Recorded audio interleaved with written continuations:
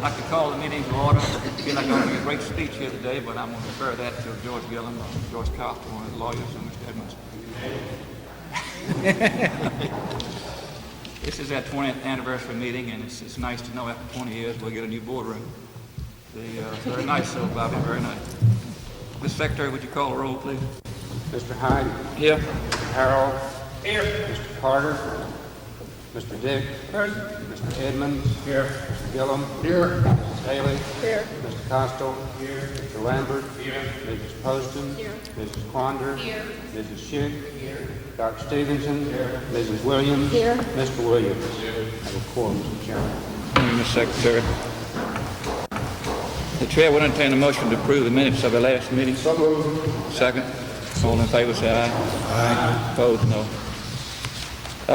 We have a request to deviate from the agenda for a short moment. I'd like to recognize Mr. George Gillum at this time.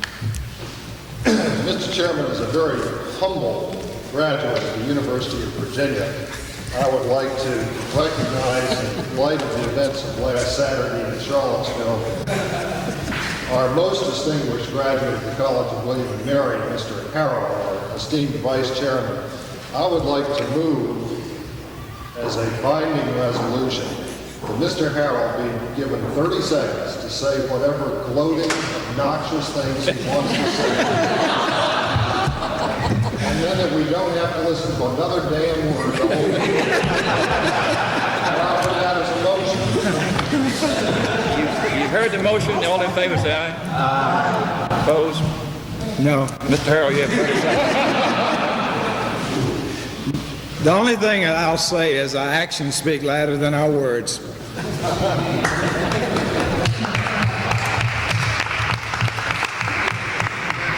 Mr. Williams.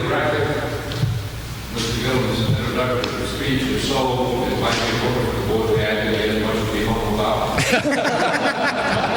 Second. It's a wise man who knows his talents. He does. Let's move on to our committee reports. The first report will be from Audit Committee, Mrs. Schick. The audit committee met this morning. There were no action items. There were a few information items.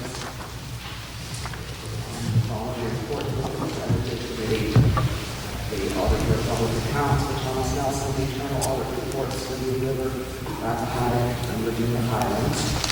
And then there were two special reports. Thomas Nelson was the second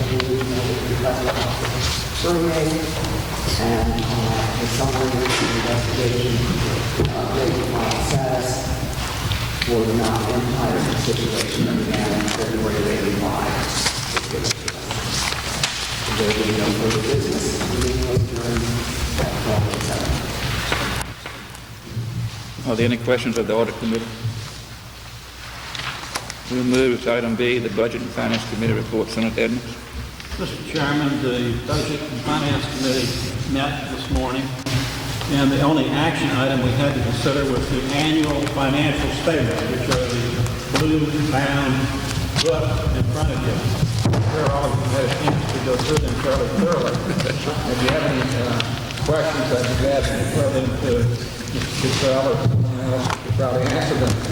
In any event, we have a formal function here, which is to ask that these financial statements be sent on to the appropriate state authorities, unless you have any questions about them.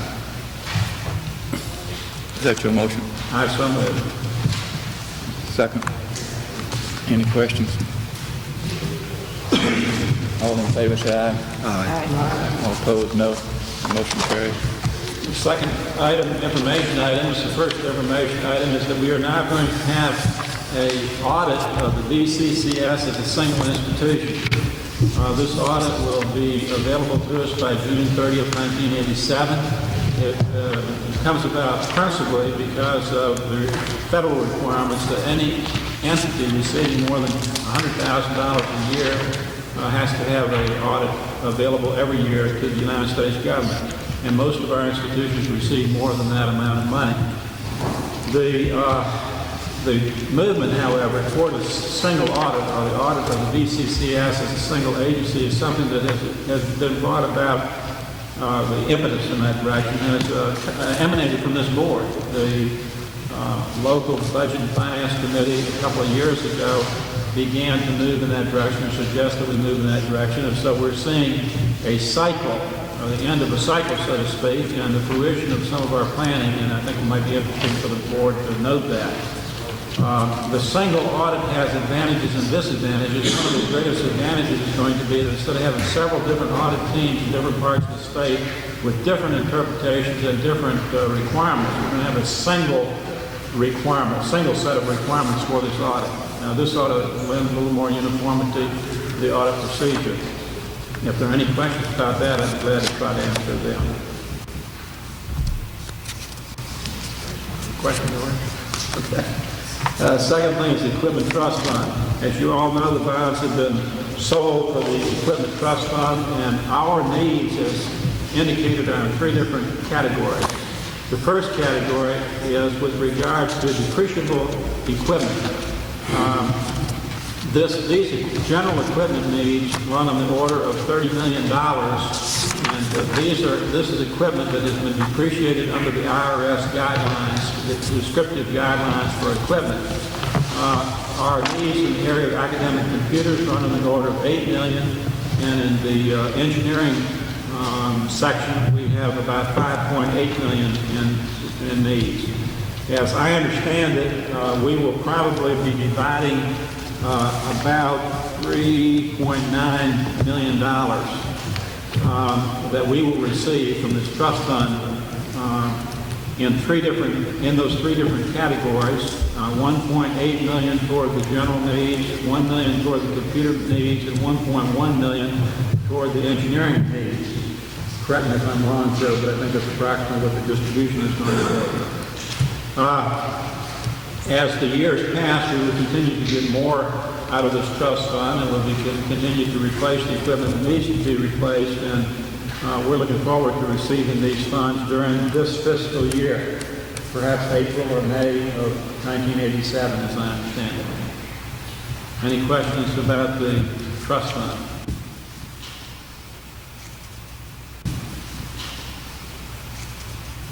And the last item is the board expenses, and those are in your supplemental notebook, which indicate that we have spent today $11,304.19 in board expenses, and our unexpended budget forwarded to November is on the order of $33,675.81.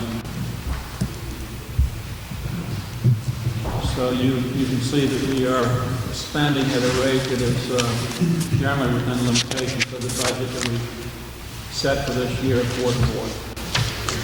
Thank you, Senator Edmonds. It's always very clear when a politician is on TV because he gives long reports, and we are being filmed here today. Let's move to the... Jim, did you want to mention that 5880 expenditure is going to be removed from this? No, that's true.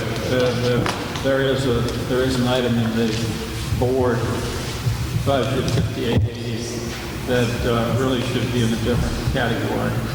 Joy Graham's travel expenses should not be charged to the board and come in a different category. That will be removed next month. Any other questions for Senator Edmonds? We'll move to item C, the Curriculum Committee report. Mrs. Doreen Williams. The committee met this morning, and first order of business was the approval of the minutes of the last meeting. Only one action item on the agenda, and it is in your agenda book, and it has to do with the adoption or approval of a diploma program at J. Sarge Reynolds for interpreting services for the hearing impaired. As is noted on here, it's quite similar to another program in another community college, but it doesn't cost anything to have something that is almost the same, but not the same.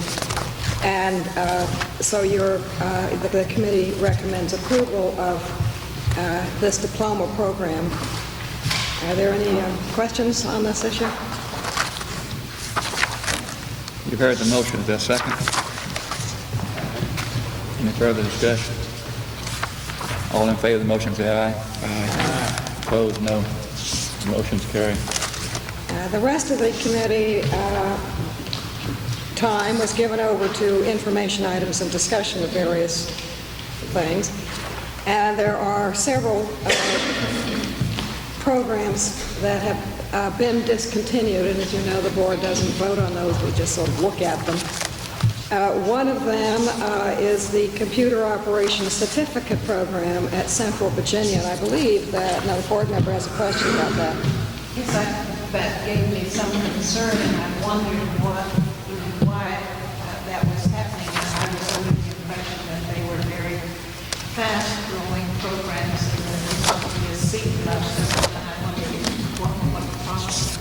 As I understand it, and staff can expand on this if I misstated or say it not sufficiently, a number of these certificate programs, particularly in something like computer operations, are under-enrolled simply because they have reached the point of not being enough.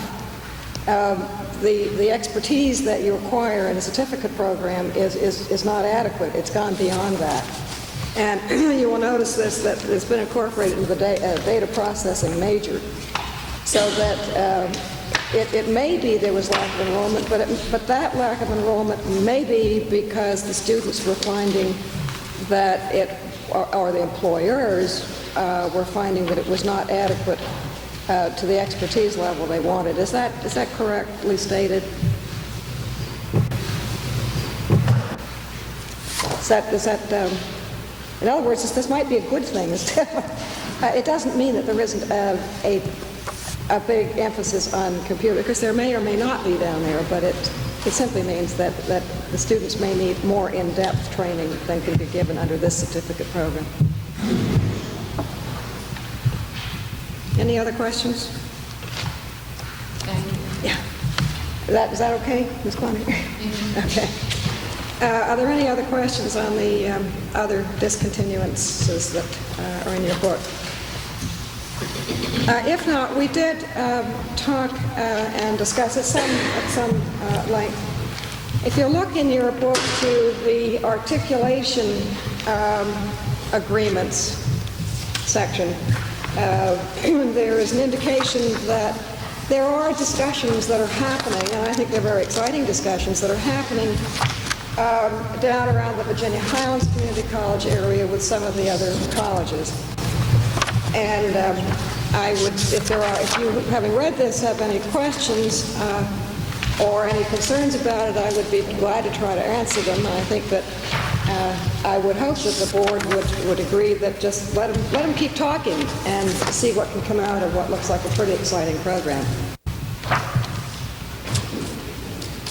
Are there any other questions on that? Just one more item that we took up, or we took up several others, but for now. I had been at a conference several weeks ago, and it was the Southeast U.S. States Japan Trade Conference. And listening to this,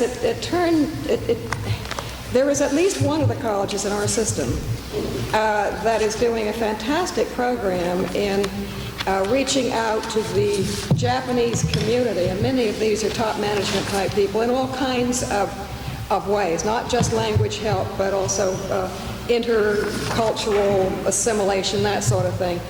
And I would be fairly sure, if you all remember, it was 2 years ago that we met up in Northern Virginia, and we had the film on what the community college was doing in the Lynchburg area, that more and more you're going to find pockets of foreign-speaking nationals here on trade business. And so we agreed that we would ask that the staff do a sort of an inventory of what any of the community colleges might be doing to reach out to these groups, people coming in. For instance, there's an industry going to come into Harrisonburg that will employ about 50 people or so, and will have Japanese top management along with it. To see, the inventory would be to see what community colleges are doing what and what their capabilities are for reaching out to this kind of a community in a different sense than just the sort of straight ESL, English as a Second Language program. So that will be forthcoming in time. And that concluded our business. Thank you, Ms. Williams. We move to item D, the Facilities Committee. Mrs. Anita Pope. Mr. Chairman, at your suggestion, as well as my usual practice, I'll take the first three matters together with one motion at the conclusion of those. The first matter is the Blue Ridge Community College. Staff and the local board have asked us to reject the bids for the construction of tennis courts there. There was only one bid, and it came in far from the budget, so they asked that we reject that bid. The second item is parking lot at the downtown campus of J. Sargent Reynolds Community College. The staff and the college board is asking that we reject that bid, and the committee concurs. This parking lot was to be constructed on, maybe these parking lots were constructed on land that was coming from surplus property from the Department of Highways and Transportation. Unfortunately, that land is no longer available to us because the city of Richmond is building their visitor center on it, and we're not able to use that for parking lot. We're recommending that we reject that bid. See, I got all three of them. And in Northern Virginia, the Manassas campus, the Army National Guard has asked us for authority to use the campus in Manassas in emergency situations. This has been done before at another campus, and we're agreeing with the recommendation of the local board there that we grant the Army National Guard the authority to use that campus facility for emergency purposes. There's a letter in the booklet that explains what sort of things they might be doing, such as tents and possibly using restroom facilities, generally not in excess of 72 hours. We have recommended approval of that. So I would offer a motion in support of those three items at this point. Second. We have a motion and a second to approve items A, B, and C. All in favor, say aye. Aye. Opposed, no. A, B, D. The next matter is a request that we, as the facilities committee, be given authority to act with the full board in connection with three matters that are coming up for bid very shortly. One is at North Virginia Alexandria campus. We've asked for authority to make recommendations on bids for a parking lot project at the Alexandria campus. The second is at Tidewater Community College Frederick campus to make recommendations on bids for the college services building. And third, the Tidewater Community College Virginia Beach campus Learning Resource Center expansion project to make recommendations as to the bids on that project. We can shortcut the time by approximately a month and get these projects underway a lot faster if we do not have to wait until the January meeting of the full board. And we ask your indulgence with the Facilities Committee again and a grant of authority for the Facilities Committee to act in the interim on these three projects. So I would offer a motion on that. We have a motion and a second. Mr. Justice, you'll have to help us on that. Do you have the dollar amount on these projects? It's significant, I'm sure, because the two Tidewater campus projects are both very significant projects. One is an entire building, one is an expansion learning resource center. We've approved the plans for these projects before. Mr. Costo, you know Mr. Day is here in person somewhere. Do you have any comments on this item? We have a motion. Excuse me. The Learning Resource Center at Tidewater Community College, the total project budget is $1.8 million. The college services building at Tidewater Community College is $1.975 million. And the parking lot in Alexandria is $1,000.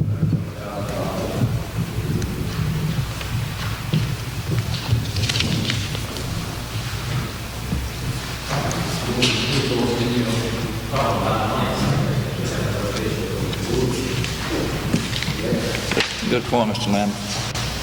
Is there any other discussion on this motion? All in favor, say aye. Aye. All opposed, no. We have several information items that I'd like to cover now, and then there are several matters that we'd like to take up in the executive session. will defer, as I understand, Mr. Chairman, to the end of the agenda. That's correct. The information items. First is the Facilities Committee has continued its tour. We went to several of the western campuses, Whitfield, Virginia, Western, Patrick Henry, and Danville on October 13th and 14th. Courtesy of Mr. Carter and his airplane again, we were able to make our trip in 2 days. It might have taken quite a long time had we not had that availability. Again, we were joined by folks from the legislative staffs, and again, we were very impressed by what we saw. The report sets it forth in detail, and you can read it at your leisure. But we want the whole board to join us, and particularly we're interested in taking our tour to Tidewater, and I'd like for you to schedule a meeting in the springtime in the Tidewater area. We've got several projects going on in Tidewater Community College, etc., that we'll discuss later. And we would like to invite the full board to join us as we continue our tour of the community college campuses.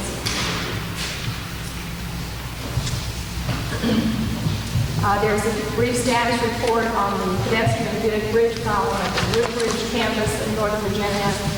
You'll recall that there was a problem with that bridge when it was being unaddressed. We awarded a contract for repair of that project. The contract is approximately $27,000, and we'll be talking in executive session some more about some further details about that situation. We're postponing to executive session information on the quality camp situation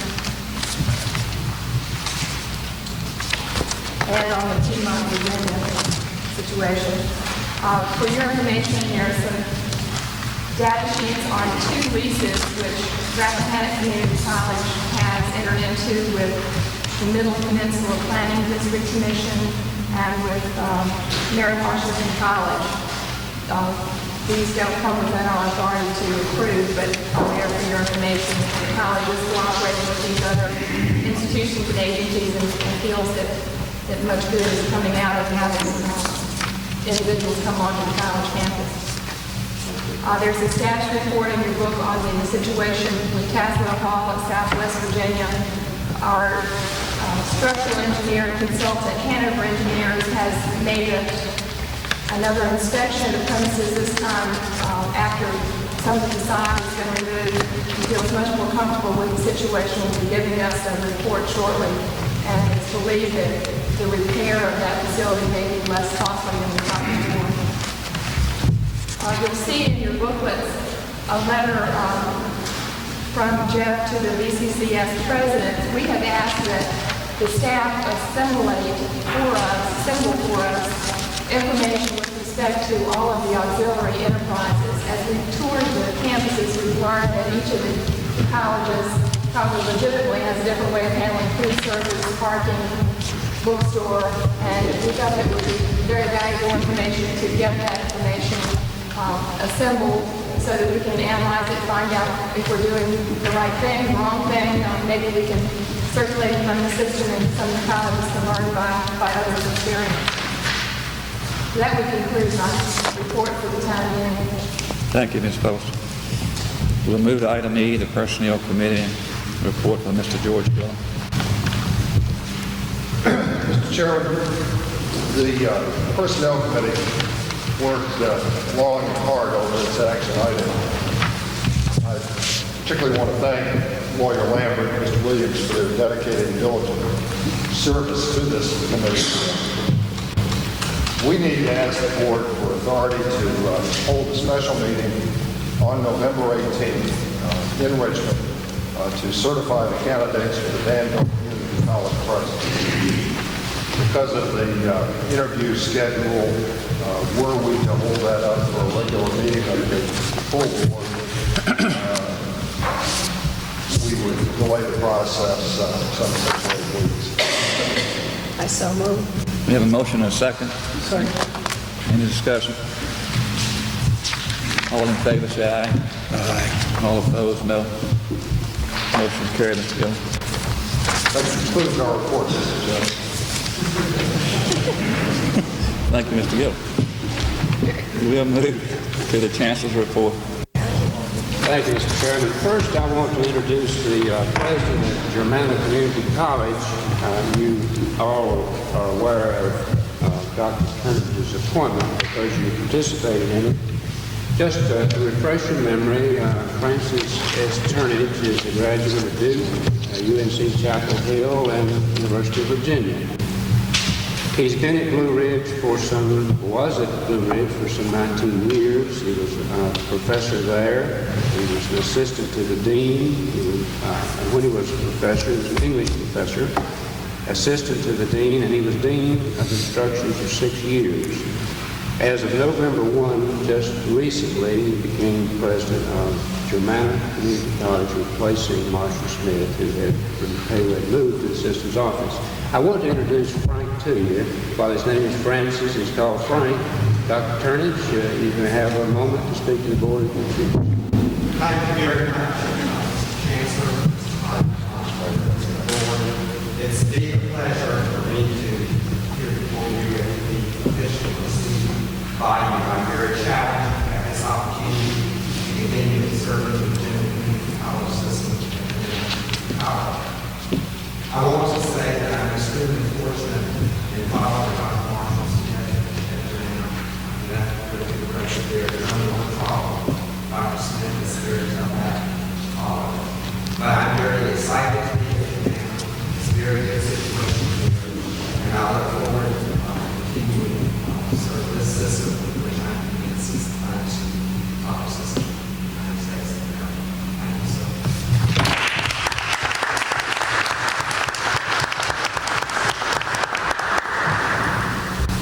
Frank, I'm particularly pleased that you are on board because that means Marshall cannot go home. So he has some nostalgic days, I sense. I'm pleased the door's closed to him. He can't return. Mr. Chairman, if you prefer, I'll move on into the enrollments, and this will be a very brief report because, as you know well, I've not tried to overplay enrollments in the 3 years I've been here, and I don't want to begin now. And the simple fact of enrollments up still does not change that position a great deal, although I'm pleased they're up.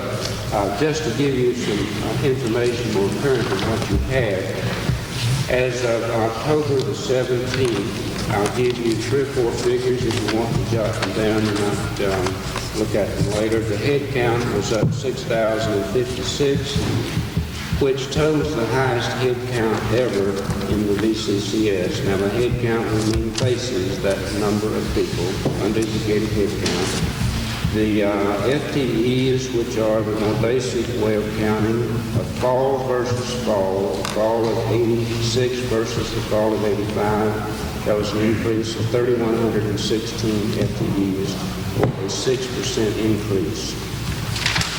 Another figure that may interest you some, we're projecting the annual FTEs for this year versus last year as being up some 3,500, which is a rather remarkable increase, and I'll say more about that to the causes tomorrow when I have a few minutes to speak to everyone, but obviously the good marketing program and the reduction in tuition, and maybe some other factors played into this, but it's a good situation to be in when you're growing and that you serve more people, and a bad situation when you're declining and that you serve less people. And those are the 2 hallmarks of the changes as I see them. Therefore, and a couple of you have asked me, and Mr. Chairman, now's a good time to maybe clear the air. You've asked why I don't have charts and graphs at the board meetings showing FTE fluctuations. I don't, because I don't want you to get hung up on numbers, except in the numbers that we serve. And so therefore, I haven't had it, and will not unless you insist that I do so, and I hope you won't. Because I don't think FTEs are as important as we might make them sometimes, except as it reflects in the number of people we serve. Mr. Chairman, I'll answer any questions that anyone may not have on it. But these figures are current as of October 17th. They will change slightly, but Dr. Russell indicates the slight change will be slightly upward as we pick up the odds and ends of the quarter. Mr. Chairman, Could you give us the parameters of the individual institutions without naming? Just increase to The top increase was 20.7%. That's annualized versus annualized, or annualized projection versus actual annualized. There was one college slightly below even at 0.7%, minus 0.7%. That's annual versus annual. If you'd like fall versus fall, I'll be pleased to give you that. The top was 18.4%, and I had one college that had a decrease of 4.4% fall versus fall.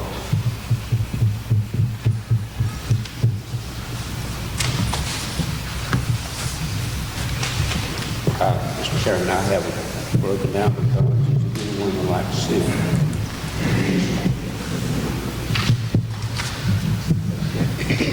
You want to move on to the next time? Yeah, please. Board, if you remember, 3 years ago, I talked to you about placing in each of the institutions a person who would work directly with business and industry, where the responsibility of that person would be that responsibility solely, feeling that it would bring our colleges more in line with what the state needed at this particular moment, and that was our efforts in economic development. However, that was at the same time we were trying to retain 525 positions because of declining enrollments, and I pretty much went by the boards, except that in a couple of instances, well, more than a couple really, the college presidents decided the idea was a pretty good idea and went on and did it anyway. And it's worked out very well in those locations. But strangely enough, the good ideas, which I think that one was, comes back. The Center for Innovative Technology, CIT, has been willing to assist us with this endeavor to some degree. The Secretary of Education is very interested in it at the moment. The proposal, and on your agenda you see technology transfer agent. The proposal is that in 3 to 5 of our colleges, in cooperation between CIT and the Secretary's office, we would be provided with a technology transfer agent, which is a person that I described 3 years ago who worked with business and industry with one ad. That this person would also broker the needs of business and industry with 4-year colleges and universities in that area. For example, if a very sophisticated industry had a need far beyond what we could do, and this person could become aware of the need, he would move the need to the place it could be responded to. If it was research, it would go to VPI or George Mason or UVA or wherever it needed to be. If it was training, of course, it would be the colleges. We've talked about locations, although we haven't come down to a final decision. But obviously, we will go geographic. Obviously, we'll try to pick places where there is the diversity of industry. And obviously, it will add to the burdens of the presidents and others in the colleges where this person goes.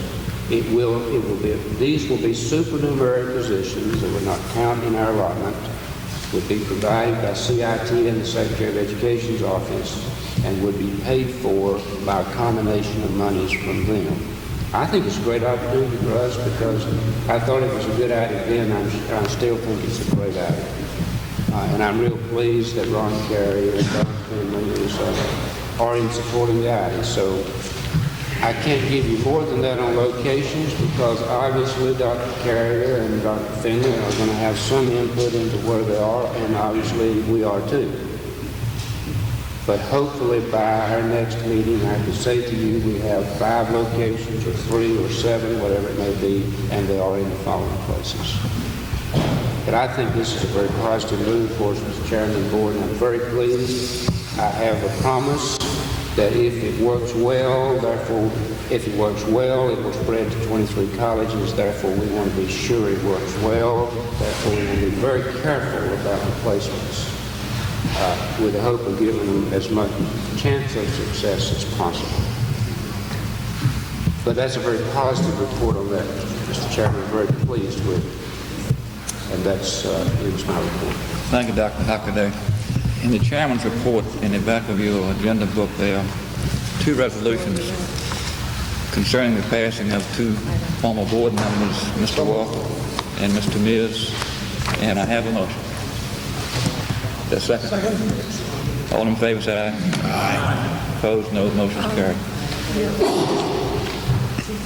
Item C under the chairman's report concerns the San Diego meeting of the ACCT, in which I'm proud to report that Mr. Harrell was elected delegate, a delegate to the ACCT, the first time Virginia's had a delegate. And we're very proud of you, Bobby, and Patty did a good job for you out there, evidently. Took some of that Virginia political machinery out there to San Diego. He says that that is a better campaign manager than Senator is. Well, trying twice. But I would like to call upon Mrs. Schick and Mr. Harrell to give us a little brief report on the good times out there. Ms. Schick, we'll start with you. I will just say that we not only got Bobby elected, we got you as the alternate on the nominating committee. Very good. Under my club, as far as that's concerned. I would say that it's a good convention. There are many things that the give and take and what you can learn just being associated with people from different parts of the country. Very, very important. The association and what they accomplish as far as national legislation is concerned is perhaps our most important thing. But I do believe that we gain quite a bit out in our association with people and I'm looking forward to Mr. Doggett? Director. Director. I would like to, to thank this board and the people in Virginia for the support and allowing me to run for this. I think it's a real honor, not only for me, I think, but for the state, because we've only been involved in ACCT for 3 years. And to be able to gain the insight, I think, and have the other people interested in having someone from our system. Another important factor that I think is that I am the only member of the national board who represents a state board that's totally community college oriented. We do have a young lady from Nevada who is on the board. That Nevada system, the university system, and the community college have one board. So she has dual interest. But hopefully from a state board perspective in dealing with national legislation and policy that it allows us some input. As Dottie mentioned, the key things that ACCT does that affects us is dealing with the federal government and national legislation. And the thing that I have been impressed with over the years has been the impact in formulating legislation versus having to react to legislation. I think that's the number one key as far as the organization and that focus. And the second part, which Dottie touched on, that I think has hopefully made those of us who've had a chance to participate better board members, is the interaction and trustee training that's involved through ACCT and the exchange of ideas with other people, other parts of the country. I called Jeff the morning I got back and said, I want you to know one thing, that my reaffirmation of faith that we in Virginia have the best community college system in the nation. And every time I go to one of these meetings and interchange and listen to the problems of other states that we seem pretty much to have under control, it reaffirms that faith in our Virginia system. And I thank you mainly for the opportunity to participate. And we do have on our program tomorrow the National Legislative Chairman for the Association of Community College Trustees and Association of Community College and Junior College, who will give us a complete legislative update on the national agenda. Thank you. Thank you, Bob. Our meeting on January 14th will be a joint meeting with Chev. You will be receiving the paperwork on that meeting. It's still being put together at this point. If you'll receive that information later on. Is there any other business to be brought before the board? Mr. Chairman, at our Finance Committee meeting this morning, we discussed the fact that there is ongoing an analysis of the method of distribution of funds within the system. There's a study going on. We believe that that would be a very good topic of one of our informal meetings prior to the board meeting, because we think that the board members may not be aware, as they should be, of how funds are distributed within the system. Mr. Chairman, we have the literacy topic with Chev in January. We could have this for March. Should have been Sunday. Let's do that. Sure. Same thing. I'd like to put a review of the policy personnel manual on there for sometime later in the spring.